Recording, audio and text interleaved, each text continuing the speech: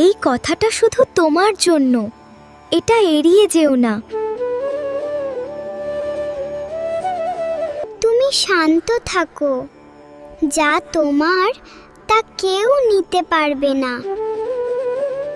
তুমি শুধু এক পা এগিয়ে আসো, আমি তোমার জন্য পুরো পথ তৈরি করে দেব।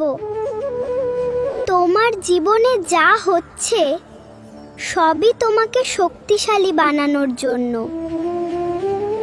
মন খারাপ হলে আমাকে স্মরণ করো, আমি তোমার মন ভালো করে দেব। তুমি যতটা ভেঙে পড়েছো তার চেয়েও শক্তিশালী তুমি। আমি তোমার ভেতরেই আছি।